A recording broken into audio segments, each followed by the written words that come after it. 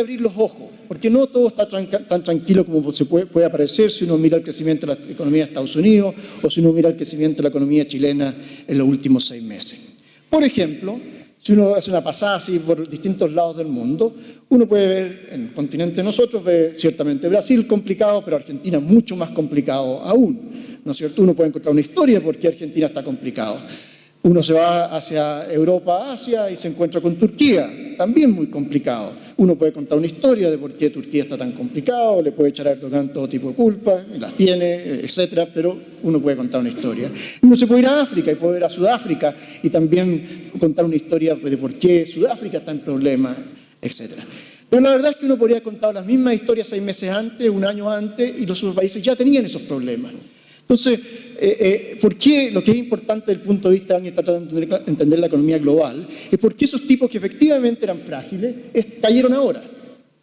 Es decir, a lo mejor la perspectiva que hay que tomar por esos países cuando uno quiere entender al mundo es más la de un canario en la mina. Si ustedes se acuerdan, ¿no es cierto?, la historia de los mineros de carbón en Inglaterra, que esencialmente, usando la propiedad de los canarios, que respiran muy fuerte aparentemente, en consecuencia absorben mucho monóxido de carbono, bueno, si el canario deja de cantar era momento de salir corriendo a la mina.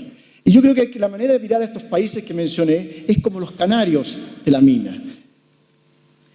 ¿De dónde viene entonces el monóxido de carbono? El primer tema es, ¿no es cierto?, la política fiscal de Estados Unidos y obviamente lo que nos importa ahí desde el punto de vista de mercados financieros, qué es lo que pasa con las tasas y qué es lo que pasa con el dólar. Sabemos la situación de Estados Unidos, ¿no es cierto? La línea roja ahí representa desempleo en Estados Unidos, la línea azul es vacantes, puestos de trabajo. Hoy en día hay más puestos de trabajo disponibles en Estados Unidos que desempleados. Las empresas están yendo a las cárceles a contratar gente. ¿Okay? La inflación, ¿no es cierto?, nos preocupa el pleno empleo. Es fantástico tener desempleo bajo y todo eso. La razón por la que nos preocupa es por el efecto que pueda tener en la inflación. La inflación hoy en día en Estados Unidos está alrededor del objetivo de la Reserva Federal, alrededor del 2%. Pero lo que preocupa mayormente en Estados Unidos es el hecho de que estamos en la inflación objetivo, tenemos un mercado laboral extremadamente apretado y ocurrió que los salarios no subieron por mucho tiempo. Entre paréntesis, vi que está pasando algo parecido en Chile. Los salarios no subieron por mucho tiempo, a pesar de que el mercado laboral estaba repuntando fuertemente. Un gran misterio, se habla del final de la curva de Phillips, una serie de cosas de ese tipo. Bueno, hemos empezado a ver un repunte de los salarios. Ustedes lo ven al final, que ya empezaron a repuntar. Entonces ahora hay gran temor, porque decimos, estamos en el objetivo de 2%, el mercado financiero está muy apretado y ahora finalmente empiezan a subir los salarios. ¿Por qué se preocupa la gente de subir los salarios? No es que sea malo, ojalá que sigan los salarios. Es porque eso se traduce a precios, precios se traduce a inflación, eso se traduce a tasas. ¿No es cierto? Y si eso pasa muy rápido, pueden subir las tasas muy rápidamente. La razón por la cual la inflación se recuperó ante los salarios esencialmente porque justamente eso fue absorbido por un mayor margen de utilidad. Y parte de la razón por la cual los mercados accionarios están tan altos es porque ese margen de utilidad subió muy fuertemente. Parte de eso es estructural, pero parte de eso es evidentemente cíclico. Es decir, hay espacio todavía en la economía americana para que suban los salarios fuertemente sin que eso se traduzca a precio inmediatamente. Tenemos un espacio ahí. Por eso no me preocupa tanto. Y el tema final que me preocupa, yo fui muy testarudo respecto a las tasas bajas por mucho tiempo, es la política fiscal americana. Hay mucha competencia para todos esos activos. Y ahí comienza uno de los grandes monóxidos de carbono que enfrenta nuestra región. Bueno, esa es una de las razones. El segundo componente es que si uno tiene una economía en pleno empleo y le mete todo el fierro fiscal que le está metiendo en este momento Estados Unidos, bueno, alguien tiene que producir los bienes que se demandan porque la capacidad productiva local no lo puede hacer. Entonces lo que tenemos es presión sobre la moneda, sobre el dólar fuertemente, presión sobre las tasas, más presión creo aún sobre los spreads de crédito y nos agarra mal parado a nosotros como mundo emergente. Nos agarra mal parado porque una de las cosas que ha pasado, producto justamente de todo esto que hicieron los bancos centrales por mucho tiempo, es que la deuda de nuestras regiones, de nuestros países ha aumentado fuertemente. Entonces obviamente tenemos un ambiente muy tóxico donde se nos pueden disparar las tasas, donde se nos pueden disparar aún más los premios por riesgo, ¿no es cierto?, los premios por crédito, y donde se nos puede apreciar el dólar muy fuertemente al mismo tiempo. Ahora me pasa el segundo fuente de monóxido de carbono y que está muy relacionado a todo este asunto, que es la guerra comercial, que de nuevo yo siempre la asocio al populismo porque es parte del mismo paquete.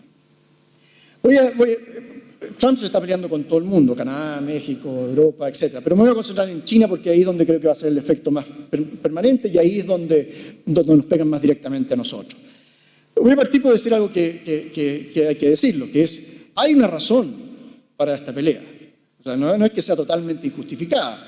Y por desgracia, o por, no sé, por desgracia o gracia, ¿no es cierto?, los chinos publicaron esto Made in China 2025, que es esencialmente el plan para ellos generar su empresa su industria de alta tecnología, ¿no es cierto? Y en ese manifiesto, ahí, o sea, report, cometen errores grandes, porque, por ejemplo, dicen cosas que son totalmente contradictorias con el World Trade Organization, como dicen autosuficiencia, eso es algo que uno no puede escribir en un mundo que está totalmente integrado. Pero el segundo punto, que es realmente central y el que justifica tener una pelea con ellos, es que obviamente hay medidas de transferencia de tecnología. Ellos están haciendo un esfuerzo enorme para esencialmente, desde robar tecnología en algún momento, a obligar a las firmas que inviertan con ellos localmente y transfieran la tecnología y todo ese tipo de cosas. Esa es una razón para pelearse, sin lugar a dudas. Pero esa no es la razón que da Trump. Se la dan si la lee, no tiene la paciencia para leer todo eso. Él le molesta, él viene de una misión muy comercial, en que si alguien a él le vende más que lo que él le vende al otro, lo están abusando. ¿No es cierto? Tiene esta sensación de que están siendo injustos con ellos. Han robado a Estados Unidos $400 mil millones todos los años. Esa no es la razón. O sea, el déficit bilateral no es el argumento para estar metido en la pelea que estamos. ¿Y qué es el argumento que está detrás de su cabeza? Primero, el déficit total de Estados Unidos no es un problema microeconómico ni bilateral, es un problema macroeconómico. Simplemente refleja que a los americanos les gusta ahorrar menos relativo a lo que invierten que al promedio del resto del mundo. Cuando eso pasa, uno tiene que tener un déficit de la cuenta corriente. La principal manifestación de eso es un déficit de la balanza comercial. Tampoco tiene que ver nada la parte bilateral. Mira, si esta cosa se puede arreglar muy fácil. Supongamos que China dice, me tiene hasta la tusa, Trump, lo que voy a hacer es, les voy a comprar $400 mil millones en petróleo todos los años, ¿no es cierto?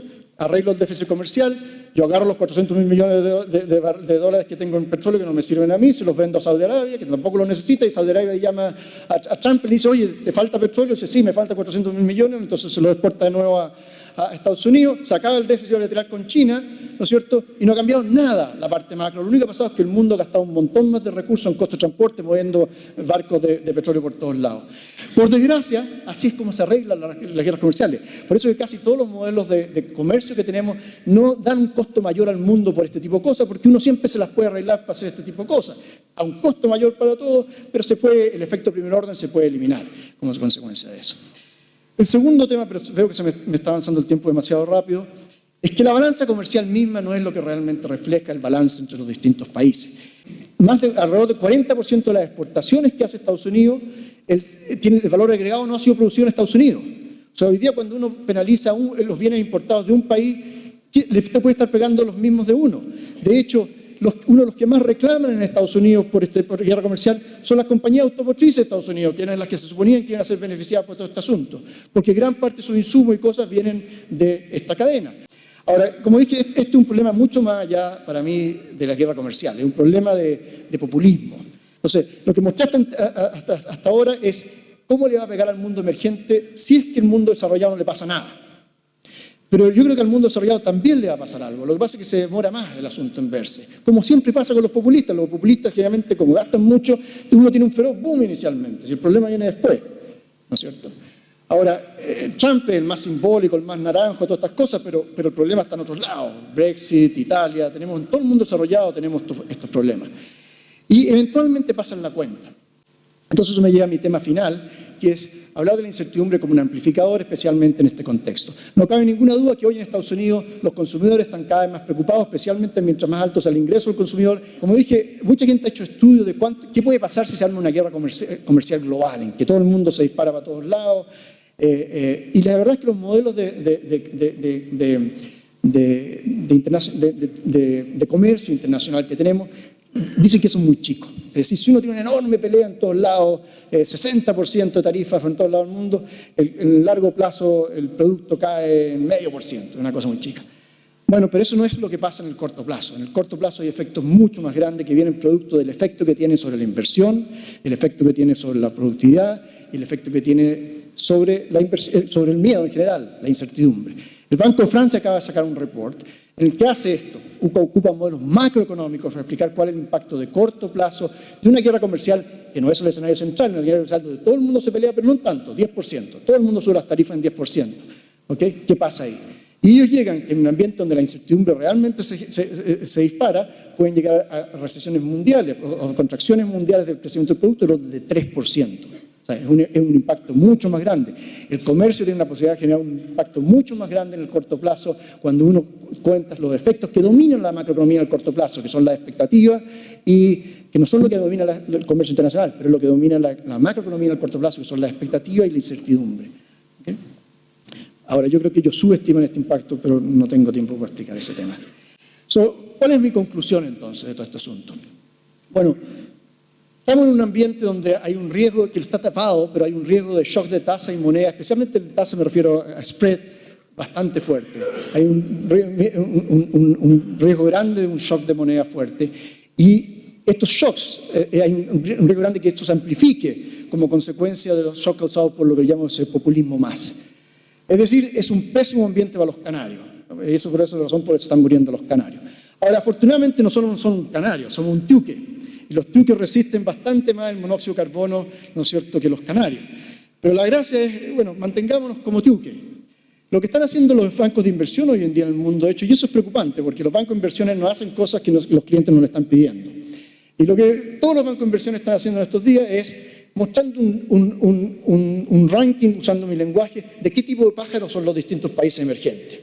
¿Okay? Y cómo decían qué tipo de pájaro cada uno es, bueno, depende de cómo están las cuentas macro, los balances macro, relativo a otras ocasiones donde hemos tenido eventos grandes, lo que se llama, ¿no es cierto?, en el mundo emergente los sudden stops, cuando el flujo de capitales se dan vuelta dramáticamente, generando el tipo de cosas que hemos visto aquí, ¿no es cierto?, en los 80, en los 90.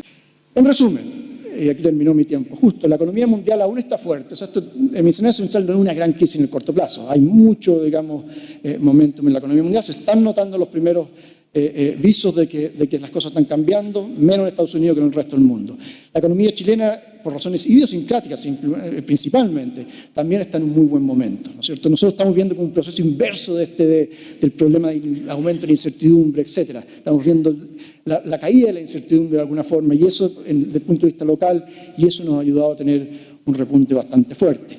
Pero hay mucho monóxido de carbono en el aire, y casi todo viene, por desgracia, del norte, ¿no? Viene de Trump y otros populistas en el mundo desarrollado, y creo que Europa se puede transformar en un dolor de cabeza muy fuerte en el futuro mediano, se me confundió el lenguaje. En fin. Está bueno el momento en general, pero es importante estar alerta, que no nos vayan a confundir con canarios. O sea, cualquier cosa que se vea media amarilla hay que arreglarla luego. Así que hay que tener los ojos abiertos, esencialmente. Okay. Muchas gracias.